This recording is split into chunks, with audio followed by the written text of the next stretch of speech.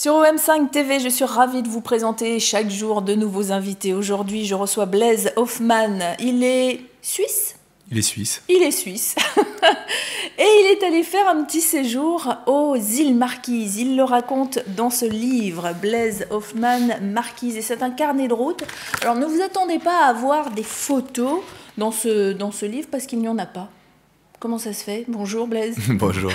Là, il y a une photo en couverture qui a été prise avec un téléphone portable. C'est une île déserte, Motanais, sur l'archipel des Marquises, mais je ne suis pas photographe, donc je laisse tout ça aux vrais photographes. Alors, votre rencontre, on va dire, avec les îles Marquises, c'est faite via votre blog, au tout début. Vous faites quelque chose, vous faites un article sur le Festival des Arts, et là, vous recevez des messages.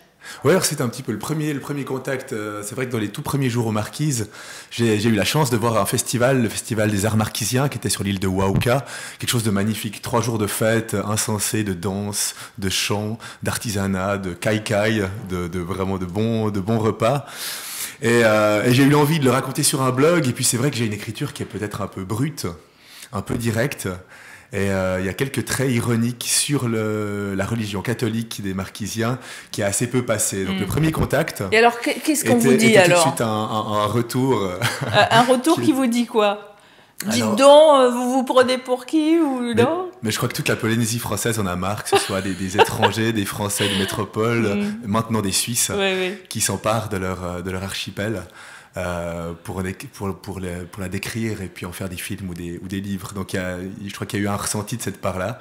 Est-ce que et vous puis vous après, êtes je suis senti, resté quand même 3 mois, donc j'ai eu le temps de... Mais est-ce que vous vous êtes senti, je sais pas, attaqué ou pas bienvenu? Non, parce que moi je le prends comme un conseil, comme quelque chose, un retour fertile.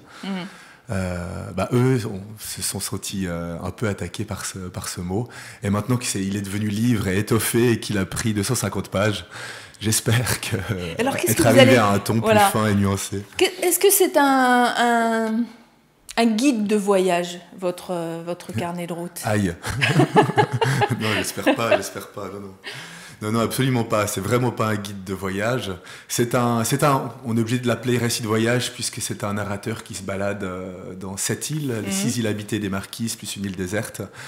Mais l'aventure, ce qui n'était pas du tout une aventure, de ce jeune m'intéresse. Et c'est que le fil conducteur. Ce qui m'a intéressé moi, c'est par le biais de toutes sortes de rencontres sur toutes les îles, d'aller tirer toutes les histoires marquisiennes, mais aussi de santé, mais aussi de colons qui ont fait eux le vrai voyage, le vrai exil, qui sont venus s'installer aux Marquises, de tous ces mélanges et de tous ces points de vue différents qu'il y a eu sur les Marquises depuis 5 siècles. Depuis la première trace écrite que l'on a sur ces Marquises, qui est le secrétaire d'un navigateur espagnol, Mendaña, et on est en 1595. Mais vous, ce qui vous a attiré aux Marquises, c'était quoi? Juste ce festival? C'était Brel? C'était Melville? Qu'est-ce qui vous a attiré là-bas? À la base, il y a Brel, qui est mon idole d'adolescence. Brel qui a finalement passé assez peu d'années là-bas, et enfin moins que n'importe quel expatrié français. Moins qu'il aurait voulu peut-être. Et moins qu'il aurait voulu, vu qu'il a acheté une propriété là-bas pour s'y installer définitivement et qu'il n'a pas pu le faire. Mais c'est Brel qui m'a mis ce mot Marquise dans la tête, et puis après c'est quelque chose, il faut suivre l'intuition.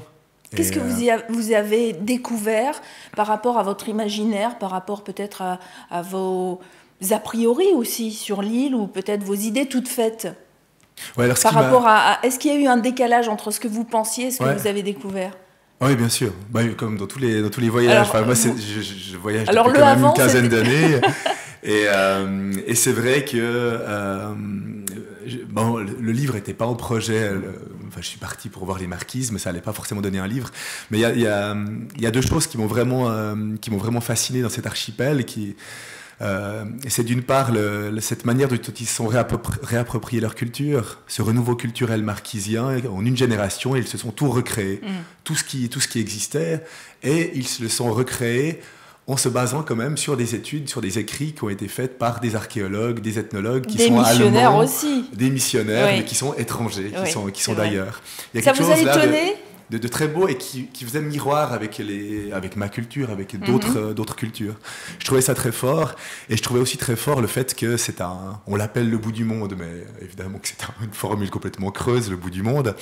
Mais, le bout du monde, quand on est en Europe, on a l'impression que c'est loin, Ça l'est aussi un petit peu, c'est vrai. On est le bout du monde pour eux.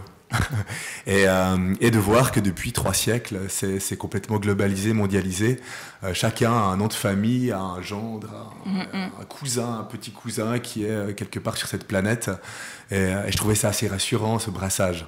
Ce brassage réussi. Ouais, vous parlez aussi de légende dans votre récit de voyage. Est-ce qu'il y a une légende en particulier qui vous a le plus ému, le plus touché ? Oui, alors dans toute la littérature qui est consacrée aux marquises, il y a toujours des légendes.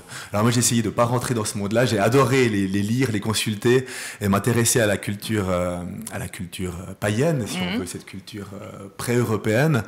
Mais c'est vraiment un livre où j'avais envie de raconter aussi les marquises du XXIe siècle, c'est-à-dire à Fatouival, l'île la plus australe. On va chasser le cochon sauvage avec un jeune homme très sympathique qui va chasser avec une caméra GoPro sur le front et qui va poster sa vidéo après sur Facebook avec un générique. On rencontre à Puamau, un petit village le plus éloigné de l'île de Ivaoa. On est hébergé chez un jeune aussi qui, après quelques secondes, me propose en amitié Facebook avant d'être amis dans la vraie vie, et moi je lui montre ma ville sur Google Street View, etc., de voir les jeux ça ressemble à des anachronismes un petit peu aux marquises, non? Oui, complètement. C'est venu très rapidement chez eux. Tout est arrivé très vite, quoi. En 15 ans, les pick-up Toyota, les cuisses de poulet américaines, et puis Internet, et ils se sont appropriés. Donc ces légendes, elles existent. Mais aujourd'hui, il faut parler d'autre chose. Il faut parler d'autre chose. Les jeunes vous parlent de quoi, alors? De musique, de clips. Est-ce que vous avez rencontré le groupe Takanini? Non, ça vous dit rien? Oui, bien sûr, mais je l'ai pas. C'est ceux qui sont à Nukuiva? Oui, alors ils ont explosé là il y a 2 ans. Voilà, et ils ont un message particulier, c'est que les jeunes doivent retourner un petit peu à leurs origines et être fiers de leurs origines. Et eux, en particulier aux Marquises, ils disent mais nous on a besoin de rien. Quand on est aux Marquises, on peut aller à la chasse, on peut aller à la pêche. Effectivement, on n'a même pas besoin d'argent. Oui, il y a quand même ce rêve, rêve américain. On est à peu d'heures de Los Angeles. On rêve plus de Los Angeles que de Paris, là-bas. J'ai l'impression. C'est vrai. Mais je crois que c'est... ce que pense la Tahitienne que vous êtes. Non, c'est vrai. On est très attirés par l'Amérique, mais je crois que c'est lié à tous les ultramarins en général. On est attirés par cette ville un peu flash, un peu lumière, petit peu... ce qu'on voit dans les séries américaines, c'est ça le rêve américain. Mais pour la musique, je crois qu'il était le bassiste de Takanini était percussionniste de la délégation de danse de Nukuiva au festival des arts marquisiens dont je parlais. Alors, les légendes, les récits de navigateurs, les comptes rendus de missionnaires, ça on en a parlé tout à l'heure. Votre carnet de route est un carnet de route qui n'est pas toujours, comme vous le disiez aussi, un vendeur pour les marquises. C'est pas de la propagande touristique. Voilà, c'est pas de la propagande touristique. J'espère que ça donne envie, parce que c'est une expérience esthétique super belle, et puis l'hospitalité est invraisemblable. Sur 3 mois, j'ai passé une nuit en auberge. Autrement, j'étais soit sous tente, soit invité chez des gens.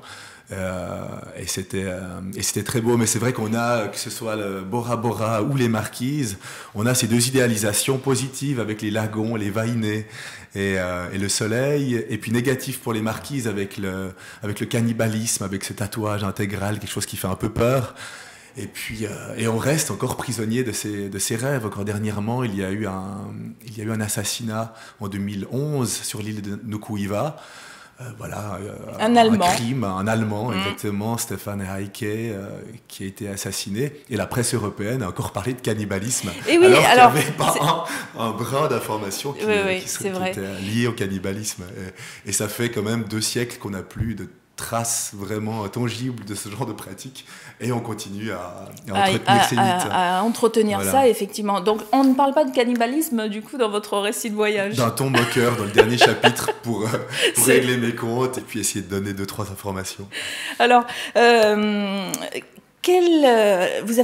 c'était le temps d'un hiver pour nous ici. Exactement, que vous êtes allé aux Marquises. Vous avez visité les 6 îles. Il y en a une que vous préférez ? Non, chacune a vraiment Oui. de la plus administrative, la plus moderne, Nukuiva, la plus isolée. À l'île déserte aussi de Motane, sur laquelle j'ai pu passer 5 jours pour méditer faire ma un petite petit peu. Robinsonade, exactement. Oui. Ouais. Alors, je suis tombée par hasard hier sur une... je l'ai reçu hier, votre livre, hein, et je suis tombée par hasard sur un texte qui racontait... alors, c'est peut-être vous qui vous racontez ainsi quand vous faites l'expérience de couper la noix de coco. C'est vous ? Oui, tout à fait, oui. Et que vous n'y arrivez sur l'île pas. de Tawata. Aussi, après, c'est quand même assez... Oui. Mais disons, voilà, c'est les rentrées, c'est un moyen d'avoir des devises là-bas. C'est le copra qui est vendu à l'huilerie de Tahiti avec des prix un peu gonflés par rapport au marché pour que les gens restent sur les îles. C'est ça.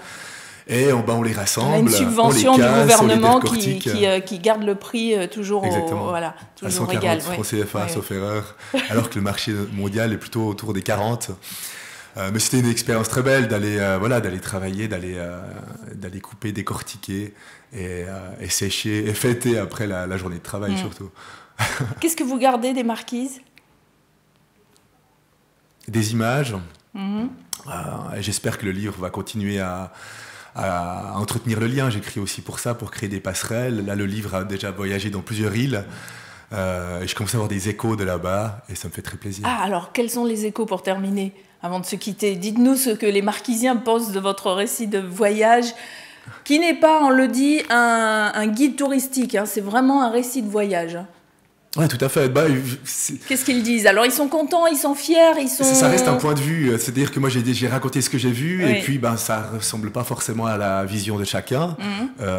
Mais je pense que les gens, pour l'instant, sont assez contents. Il y a de l'humour, il y a de l'autodérision. Je ne joue pas aux voyageurs, je crois. Et donc, votre prochaine aventure... Pour l'instant, les échos sont plutôt bons, même des Marquisiens. Même si vous êtes un petit peu incisif parfois. Je ne sais pas s'ils sont sincères, mais les échos que j'ai eus sont positifs. Sont bons. Alors, prochaine aventure, c'est quoi ? Les îles Tuamotu, pourquoi pas ? Non, mais je ne suis pas du tout insulaire. Je suis plutôt quelqu'un de terrestre et de terrien. Là, c'était une exception. C'était une exception. Et alors, les exceptions confirment toujours que la règle, hein, c'est ce qu'on dit. Donc, Blaise Hoffmann, Marquise, pour ce carnet de route, carnet de voyage, un récit de plusieurs mois de votre séjour aux Marquises. Et comme il l'a dit, il a passé une nuit dans une auberge. Le reste du temps, c'était chez l'habitant. Donc, si vous avez envie de découvrir ce livre, allez-y, www.édition au pluriel zoé.ch, ch parce qu'il est suisse, bien sûr. Vous voulez rajouter un petit mot avant de terminer ? Vous remerciez. Eh bien, merci à vous aussi.